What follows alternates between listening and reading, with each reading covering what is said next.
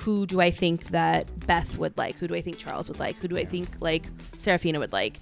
And putting them in the mix and seeing how they do. I get it. We've got one Shakespeare monologue. I get it. I cast a lot of Shakespeare. Believe me, I get it. But also, I think if you had a spreadsheet that you could reference, like, oh, it's Becca again. Okay, well, I shouldn't do, Henry V again. Like, oh my gosh. Do you remember what they are? I do not. Kindness. Excellent communication skills and resilience. Yes. Wow. Good job, Past Becca. I completely agree. That's, we're leading with kindness. That's right. And we're like communicating what we need. Communication skills. Yeah, yes. Absolutely. Hello. Welcome to Someone You Love with Joseph Antonio. I am so excited for you all to listen to this week's episode. I had a pleasure, joy, and privilege to sit down with the incredible Chicago director, casting director, and just amazing human. Hello. Episode 8 is with the outstanding Becca Holloway. Becca Holloway is a director, casting director, and theater maker based right here in Chicago. She recently directed the world premiere of The Curious Circumstances of Louis Le Prince at the Factory Theater, a show I am very lucky to be a part of. It runs through July 19th, and you can find more details in the description. Outside of theater, Becca is a big fan of Disney, musicals, and the cozy magic of Christmas. Becca and I had such a fun chat this week, and I'm so excited for you all to hear it. Episode 8, Someone You Love with Becca Holloway. You've directed about 8 different shows. Sure.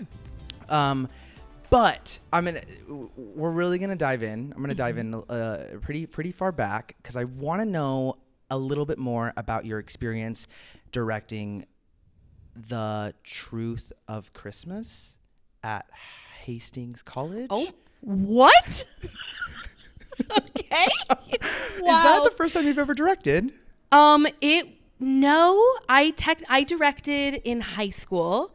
I directed Love's Labor's Lost when I was like 16 or 17. Work.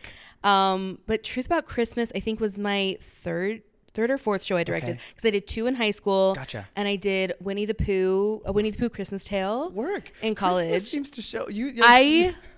Listen. I love Christmas. I see. So directing a Christmas show, I bet, is so fun. Dream. Because Christmas gets to start in like September or October, shamelessly. That's a good point. And it's like decked. I did Elf the Musical for a Christmas show, and that's what it was. It was like in October. It was like everything was red and green. And the last show that Chase wrote that I directed, also a Christmas show. Wise Guys. Yes. Wow. Okay. So third or fourth show, but it's your senior capstone. Yes, project. It was. Okay. Oh my gosh, you dug. This is crazy. Yeah, it's Truth About Christmas. It was my senior capstone at Hastings College. So I want to know about that experience. Looking back, sort of, if there's anything that now present day Becca can look back and be like, oh, that's really interesting. That was a challenge I was facing at the time. And if there's anything that you have kind of held on to now directing Louis Le Prince, your most recent directorial show. It's so interesting. I was really confident in that process. Truth About Christmas, when you're like 21 and fearless, that's how I was. Sure. And I think that I went too far in the drama side of things, which is crazy because I'm such a comedy girly. Yeah. But I just remember like closing that show and my theater professor being like, it was supposed to be a comedy. Ooh. Like, yeah. And obviously like there were funny moments and I punched the funny moments, but I just remember thinking like, oh my gosh, how are all of my instincts wrong? And I think that at 21, I thought I'm wrong. He's right. Sure.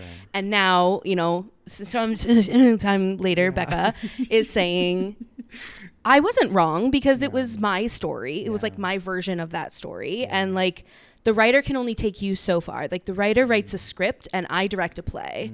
So the writer only has so much say in how the show is put up and received. Like it's so collaborative that like I don't think that it's fair to say, oh, the writer wrote it as a dark comedy and if you went too far then you're wrong. I think that that's so, I don't know, small-minded. It's binary. Yes. For sure. And we don't need that. We do not need any more binaries in this world. Yeah, that's really interesting because I also wonder, I obviously was not there to experience this, but I might as well have been. Yes. And I like a lot of times I feel like the art that we make is kind of helping us as artists kind of navigate through something in our lives. And so I'm curious, like, if there was something in your life that was just subconsciously like pushing you towards this sort of like more dramatic side of things. Yeah. It's interesting because this was, I don't know. That's a really good question. I know I made it with a lot of my friends because, it's in college. I also, I was in a relationship with the person who was stage managing. So I think that like there was a lot of protecting personal relationships and a lot of pressure. I actually did it my junior year instead of my senior year because I was an overachiever. Oh, okay. Work. So yeah, it was like my capstone, but I did it a year early. Right. Yeah. So oh man, college is like foggy. I know. I'm asking you to dive way back, so don't worry. But I will say about that show that I think was true then and is still true to my work is sort of the visual motif that I am drawn to in shows. I see shows like when I'm reading scripts, I prefer to listen to them. I do a lot of readings. I go to a lot of readings. When I can close my eyes and see the show, then I know like I'm supposed to direct this.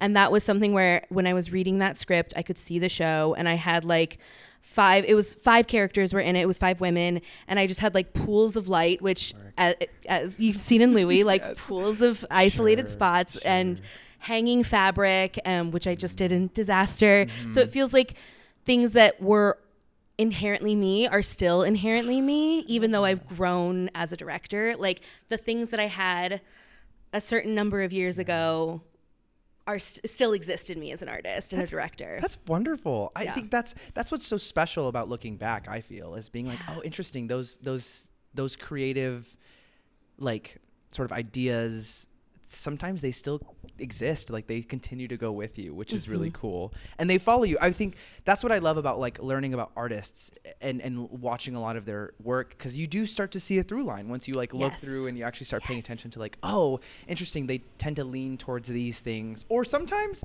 it's fate. Sometimes fate is just like they just keep putting me in this role, like it's really like people just keep casting me as this, or people just keep giving me this opportunity, which is interesting.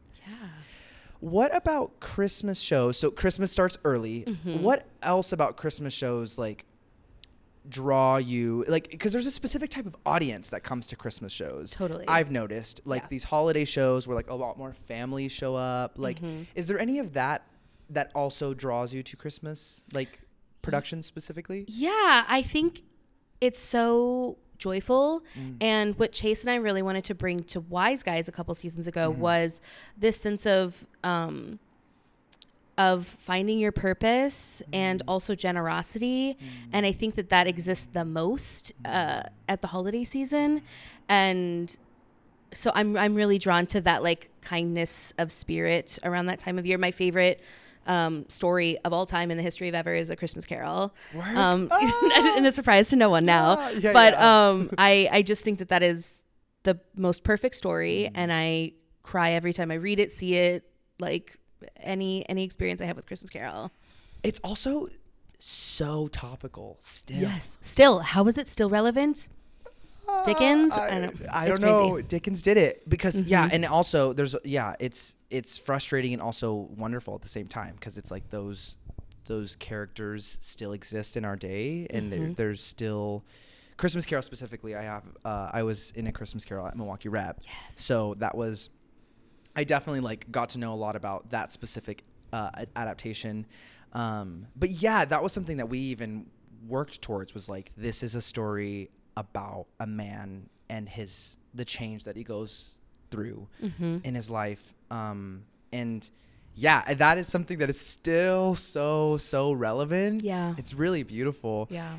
And that's really interesting. I agree that Christmas kind of, it's the most generous time of our lives. I think most people have that feeling and thought, which is interesting. What about what about your process has changed since The Truth About Christmas, or any of those other little, like, what have you seen yourself kind of like develop over time as far as directing? Yeah. I think when I was younger, I put the art above everything, including people's feelings and other people's like contributions. I thought that I knew all the answers, and like I knew how to sail the ship and like get it to where we needed to go, and I was the only one who could do that. And again, like when you're young and you really think you know everything, you couldn't be more wrong. And so I think that the older I've gotten, the more that I've grown to love collaboration, and I surround myself with people that I trust so that I don't have to like have the weight of the entire show on my shoulders. I can trust my designers, trust my actors, trust my assistant or my dramaturg. Like I can trust them to take some of that weight off, which is really freeing. And also coming from a place of kindness always. And I think that was a shift. I didn't always used to be like that. I was Rachel Berry before Rachel Berry. Like I was so intense. And I love it. And I think like the older I got, I realized that that's not effective, and that's not good leadership. And because I did care about people, but you learn to find that balance of prioritizing people's feelings as well as doing good work. And I think that there's a world where we can do both. And so that's where I'm finding that balance now. There was an interview that you did where you talked about the 3 most important things in a successful like artist's career. Oh my gosh. Do you remember what they are? I do not. Kindness. Excellent communication skills and resilience. Yes. Wow. Good job, Becca. I completely agree. You killed it. Okay, great. I was about to ask, do you still agree with those? 1,000%. Can you talk a little bit more about why you still agree with them? Yeah, I think kindness above everything is just how I live my life, and particularly my life as a leader and in the arts, because we all have to be vulnerable. Even the people behind the table, it may not seem like it, but like we have ideas that we are also like, hey, do you want to do this weird idea? And that's scary and vulnerable. So we all have to lead with kindness and grace and be open to collaborate and do the weird. And like, so I think that coming from a place of warmth and kindness, you're going to get way better art. What was the second one? Excellent communication skills. Excellent communication. Yes.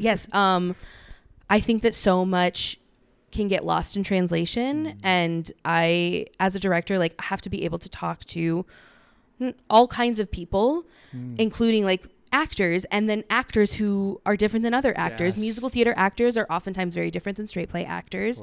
Even if they do both, like when you're in a musical, the way you communicate to actors is very different than in a straight play. Quite often. And also having to talk to the design team, having to talk to a stage manager. So being able to shift constantly and figure out what is the best way to communicate with this job title, and then what is the best way to communicate with this human in this job title. And so that's a learned skill. You can't teach that. You just have to like live life and sometimes live through hard lessons. But I have found that the more open you are with your communication, the better the process is going to be. And it also like you're saying, it changes with every human. Like it's you'll deal with like 10 different individuals, and you'll be like, wow, I figured that out. It took me a couple months, but I figured it out. And then it's like the next set, you're like, whoa, there's 10 more humans I've never worked with. And their own relationships and the way that they work together. It's a lot of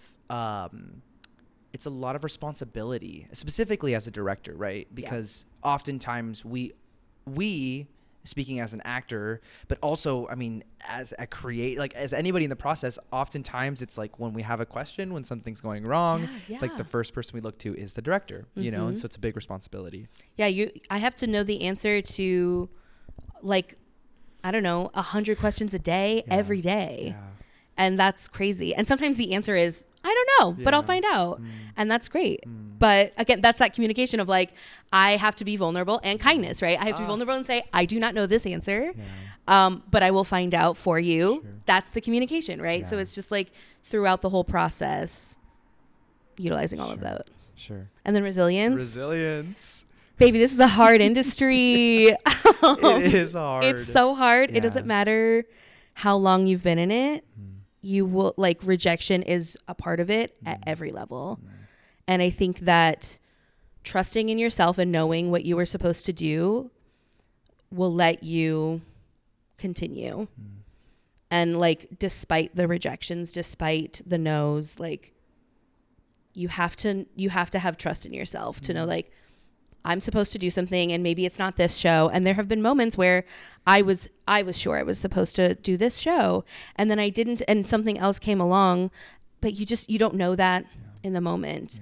But that, like, perseverance, that resilience to keep going, you will find your show, you will find your people, you will find your collaborators, but that takes like strength of will. It does. And I think also I've noticed in my life recently that resilience and rejection is something that depends. Like some days I can handle rejection, and some days I'm like, I just cannot handle rejection today. I cannot get rejected on something else. Like, and sometimes we can't control, specifically within like the artists kind of industry, where when rejection will come and go. Sometimes it is invisible rejection, as in you never get the email back, and you're just like, did I get rejected? Am I still waiting? Who knows? You know? Yes. And so that's really interesting. But I've noticed that resilience is on a case-to-case basis. Sometimes sometimes resilience is being okay with not being okay with rejection. Totally. You know? And yes. Like, and continuing to take care of yourself. Yes. As an individual, because it's going to continually happen. It's not about like coming in and being like, anytime I ever receive rejection, it's never going to hurt, you know, because it does. It does. And it's interesting because I think rejection hurts because you're like mourning the loss of potential. Yep. Right. Of like this belief and dream that you have of the production, which you have to have.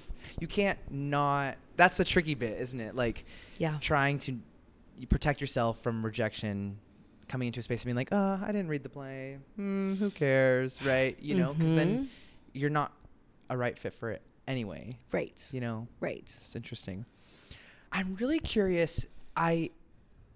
As a non-casting director, oftentimes I've seen casting directors as it's fluctuated, because I think initially I'm speaking generally, but maybe as an actor or someone that's trying to be cast by someone, oftentimes the first thought is the casting director has the key to it all. Like, you have to appease to the casting director, because the casting director will get you everything, right? That's like the first. Yes. Yeah, exactly. That's like the first thought, right? And then over time, you sort of learn that the casting director is only a bridge to the director. The casting director is sort of, for those who may not know, casting director, you're taking a look at a very broad selection of actors. Usually the door is wide open. It's anybody.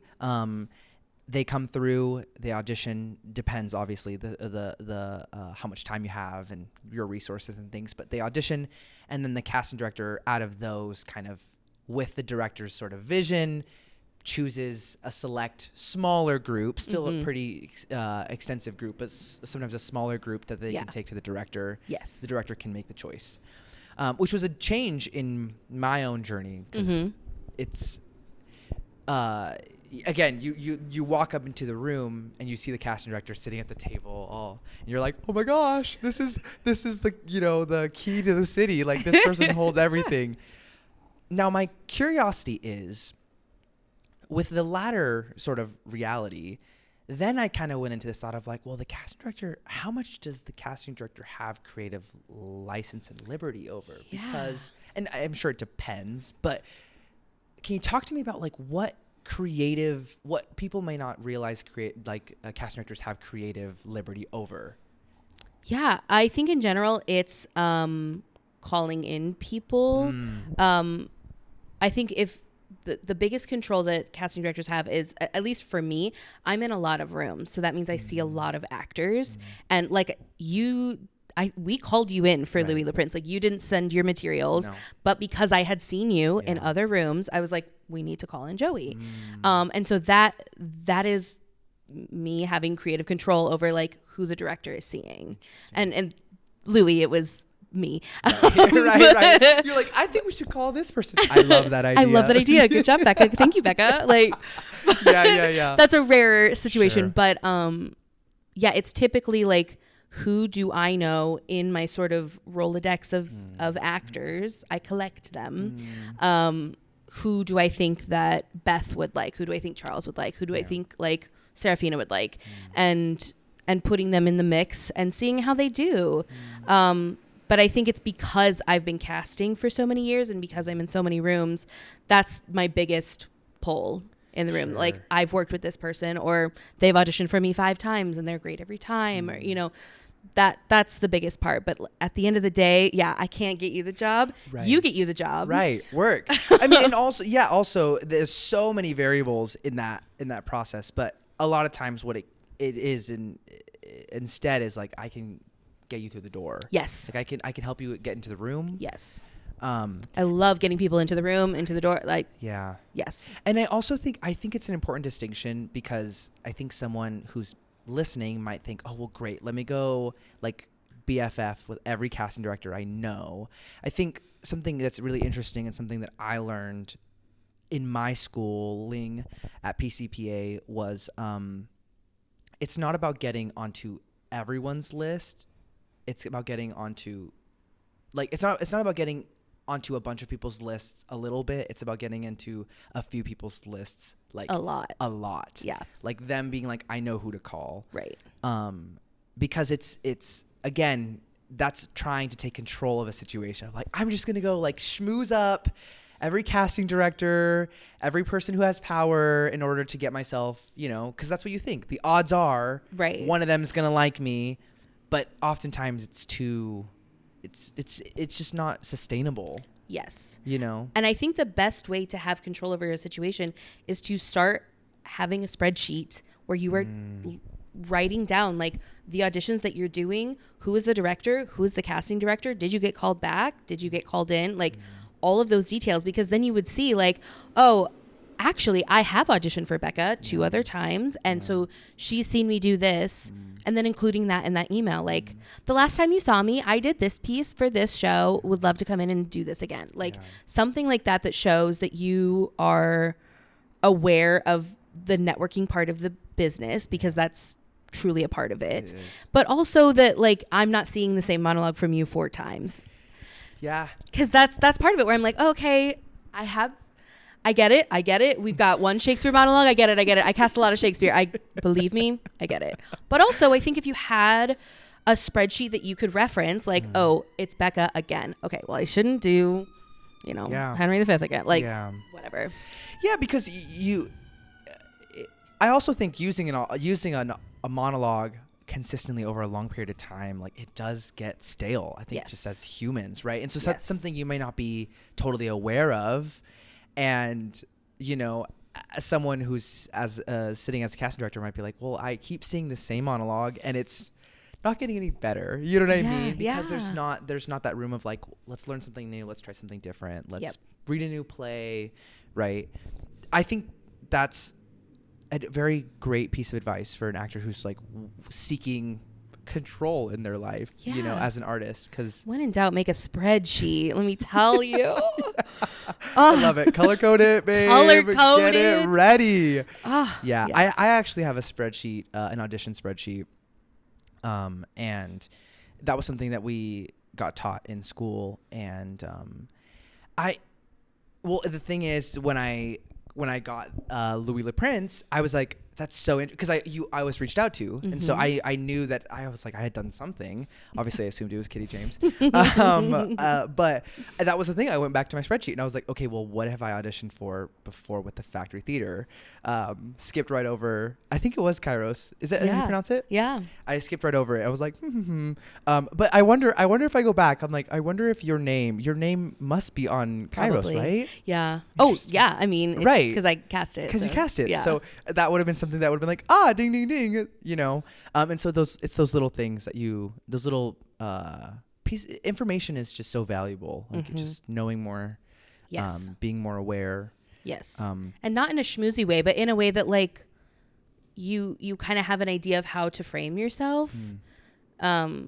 Yeah, I think that's what's important. Yeah, because it's about yourself. Like it's about how do you show up into the room. Yep. That's what you have control over. How memorized you are. Yeah. How much, if the piece fits you or not. Like those are things that you can actively have control over. How fast you say the monologue. Like those are things that casting director cannot control. But becoming friends with one or knowing what's gonna what they want is all things that you just are. It's exhausting to try and gain control over those. Yes. Do you find it's different? So curious, like Brittany Brown cast this show. How is it stepping out of a casting director role into a directing role, even though you have experience as a casting director? Is it tough? It is a little hard. Sure. Luckily, Brittany and I have worked together for years because I was the casting associate with her for the past few years at the Factory. Gotcha. So I know how she runs things. Right. With other places, it's not always the case. And I think that's, we're leading with kindness. That's right. And we're like communicating what we need. Communication skills. Yeah, yes. absolutely. But because, not everyone is going to cast exactly like I do. And that's what a silly thing to expect. Right. So kind of checking myself and letting other people also do their jobs, which I can do as a director, but sometimes behind the table when I'm like, I know exactly how to do this. Yeah. Yeah, because they're also casting from their own Rolodex. They're like going through and they're like, well, these are the people I know. Yes. And you're like, right, but I don't know. I know these people. Right. And when you're closing your eyes and imagining this story, obviously you're imagining faces and people and I can imagine that would be challenging. That would be challenging for me. We're going to take a little break, Becca. Yay! We're going to take a little 10, and then we'll come back and we'll keep going. Amazing. I love it. You may be asking yourself, Joey, where are you recording this beautiful episode? Where is this gorgeous studio? Where is this episode coming from? Where are you sitting right now? Where are you? We have to know. Well, I have the answer for you. I am recording this episode at the beautiful Green Shirt Studio in Chicago, specifically in Ravenswood. Green Shirt Studio is Chicago's premier acting instruction that is dedicated to accessibility in this art form, which is super, super important. I am a Meisner instructor here at Green Shirt Studio. I love the community. I love the events that happen here. If you go on Green Shirt Studio's Instagram, you will find my face. And that's how you know it's true, because I have put a lot of love into this studio. It's just a place that has been home for me and can be home for you. So if you'd like to learn more about Green Shirt Studio, please feel free to check the link in the description or visit greenshirtstudio.com. So easy. It's just right there. Take a look. If you look at the instructors, you'll see my face. Crazy. And that's pretty much everything. Now back to Becca's episode. I want to kind of cover this topic, this sort of idea of like artistic failure. Ooh. Look at that.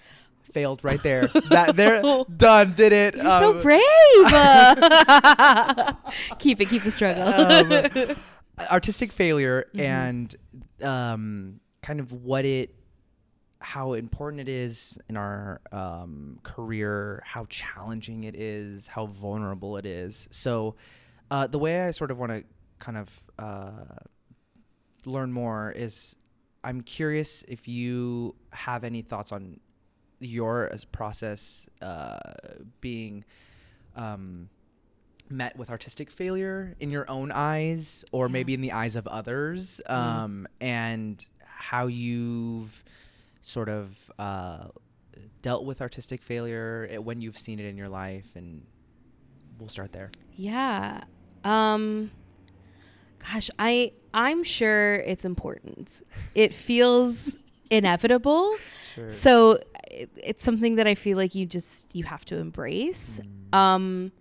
But I think that we can't get bogged down by failure, or even the word failure, because especially, you know, my work as a director, some people may not like the shows that I've directed, or like critics or patrons or however. Sure.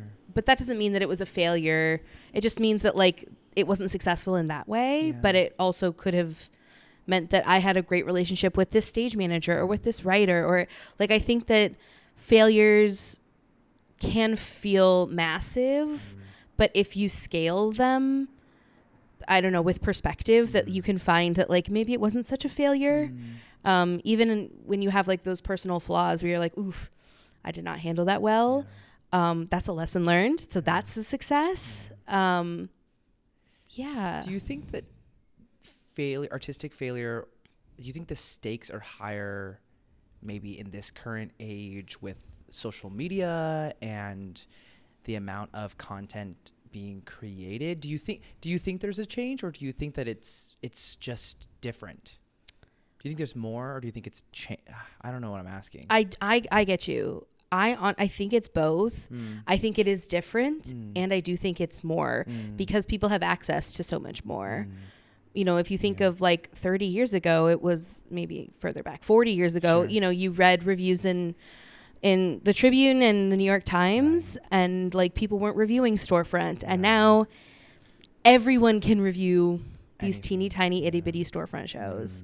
And if you Google my name, you will see all of the reviews, good and bad, about my work. And so I think that there's more of a spotlight on it. Yeah.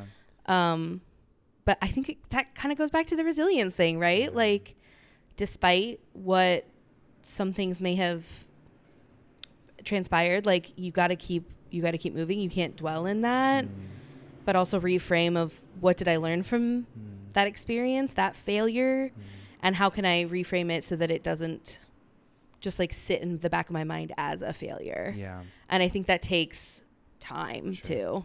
Sure. Yeah. Is there any like instance in particular where that was a particularly challenging hurdle to like get over, as far as like your art, something that you created, whether it was directing, casting, or is there like a specific instance that you think about when you think about like having a particularly hard challenge to like pass? You don't have to talk too much about it. Yeah. Okay, I think that's probably something I don't want to. That's understandable. Yeah. Yeah. So then I get that's a great example that it's still really hard. Yes. Sometimes like it takes time. Yes. I appreciate you expressing that boundary. Yeah. I think it's life, like art is really personal. Yes. It's really, really hard to like distinguish yourself away from art, and I think the only way that you can do that is with time. There's a lot of wonderful failures that are done at the beginning of a career, I think, that are really wonderful. I can think of a few in my life that like especially at the beginning when I was still learning, like trying things out, not necessarily figuring it out. And I think it just takes more time. Like I keep saying time because that's all it takes. It truly, that's like the best bandage to any wound, like is time, is perspective. And you don't know how long it'll be. Some things you may be over in 6 months, and sometimes it'll take 6 years. Yeah. And you can't rush it, you know, you can't rush it. I think it's the reason I wanted to bring it up was because I think it's important when you see, like, honestly, like incredible artists and creatives like do incredible work. Like, it's really hard for young artists to size up to that because what they don't see is the time. Yeah. They get there and they're like, what? It's a true story. Chase Wheaton Worley. Is that right? Uh-huh. Okay. I want to make sure I pronounce it right. He's the playwright of The Curious Circumstances of Louis Le Prince, which we've brought up a few times already. Something that I felt when I kind of walked into that rehearsal space was how wonderful the script was, like how clever it was, and feeling like, as an aspiring writer and as an aspiring playwright, being like, why can't I do something like this? And then what would I hear first day, hour 2? It was like, we've been writing this for 8 years. Yeah. And so it's like, oh, he's been writing this for 8 years. You know what I mean? I've picked up a Google Doc, maybe wrote in a few words and been like, why is it not the same? And I think the reason I wanted to kind of talk a little bit about artistic failure was because that's the part that is missing sometimes, is you don't see that the process. Yeah. That it takes time. Yeah. I think it's important for young artists especially to let themselves be open to that even artists who are well into their beautiful creative journeys, like, still make mistakes, still learn new things. And also, I think that people that are in their, like, the juicy part of their career need to still be sponges and still fail and still make mistakes. And I think that's a big part that's also missing from this, because I came out of the womb being a director, but like other people didn't think I was a director. Like, it took a lot of time to show that I could do it. But also, now that I have the reputation of a director, I still assist. Like, I still work on other projects under other directors that I admire, because I'm constantly learning. And I think that you should never get to a point where you feel like you've learned it all. You have no room to assist and be in another room. Like, there's only one director in the room, most likely. So, like, you don't know how other people run their rehearsals. And I'm always wanting to soak things up. And I think you can never stop learning. Someone You Love is a podcast about admiration to artists. Yeah. And so the way that I love to express that is, one, by sitting down with an artist that I admire, but also giving an artist an opportunity to express love to someone that they love in their life. So I sent you a Google form. Yeah. And I was just curious, like, if you had someone in your life that you love, which of course you do. I do. So you talked about Chase Wheaton Worley. And so I'd love to learn a little bit more about Chase. Oh my goodness. So Chase is a writer. He's also an actor. He can juggle. He is an incredible impressionist. He makes like clay ornaments every year at Christmas.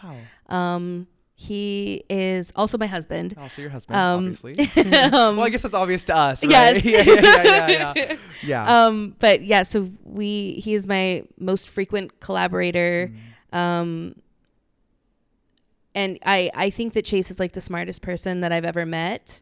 And that shows so much in his work. But he's also like the kindest and most patient person I've ever met. And that also shows in all of his work. And so I just think that, I don't know, he's someone that is so special. And I see that not as his wife, although that's part of it, but like more so as a collaborator. Like, we have done 14 shows together. And it's a variety of, like, sometimes I cast him in a show and he acted in it. Sometimes I'm the assistant director. Sometimes I'm the director. And sometimes I'm the director and he's the writer. And in all those different ways, we've figured out how to work together. But also what I found is that he is just a great person to work with. Like, sometimes you really just need someone to show up and do their job and then go home. And that is Chase to a T. Yeah. That's wonderful. Yeah. It's been a pleasure to get to know Chase. I 100% agree with those things. It was great that he was able to be in the room with us consistently. Yeah. That's not always the case. Yeah. But yeah, his kindness and his sort of like light is something that I acknowledged from early on, which is a wonderful thing about him. Yeah. So I appreciate you sharing that. Yes. Becca, I am so thankful you joined me on this podcast. Before we go, I have a gift for you. Oh. So on the podcast, I tend to, I do. I have a little segment at the very end where I gift my guest a letter. So, oh my gosh, something I do. I'm getting nervous. Oh no, don't be nervous. So something I do is talk about my admiration to an artist's admiration to someone else. Yeah. And then the third piece that I really love to like make sure that I tackle is in a community's admiration towards an artist. So Becca, I have asked one of your loved ones to write you a letter. Oh my God. And I'm going to read it to you. Is that cool? Is that okay? Yes. Yeah. Great. Oh, I'm scared now. Becca, I have a love letter from Marissa Masella. Oh my gosh, no, I'm going to cry. And I'm going to read it to you. Okay. Let me tell you why I love Becca so much. We've shared over a decade of life together, on stage, backstage, and everywhere in between. She's not only a brilliant director, casting director, and theater artist, but also one of the most generous and fiercely loyal people I know. We've built our lives and many shows together, played countless board games, and she stood beside me in some of the most meaningful moments of my life, including as my maid of honor. No matter what's going on, she's always shown up for me, celebrates my wins, and helps me through my hard times. Her creative instincts amaze me, her friendship grounds me, and her presence makes every moment better. I'm endlessly grateful for her. Marissa. That's so sweet. Yeah. This is for you. Oh my gosh. Thank you. There you are, of course. That's so sweet. It's really, the reason I do this is because I think our job is really hard. It's about resilience. Yeah. And I think a lot of resilience has to do with the people that are around us. 1,000%. And so it is my honor to remind any guest that comes on my podcast that they're loved and that they have people out there who care about them. So, you can do whatever you will with that. Frame it. I'm going to frame it. Oh my God, you. that's so sweet. Thank you, Becca. Thank you. For joining the podcast. And that's all I got for you. Amazing. We're all done. We did it. Thank you so much for listening to Someone You Love. If you enjoyed the episode, please consider leaving a review, sharing it with a friend, or following the show for more conversations like this one. Until next time, take care, and don't forget to tell someone you love them. Gotcha. See ya.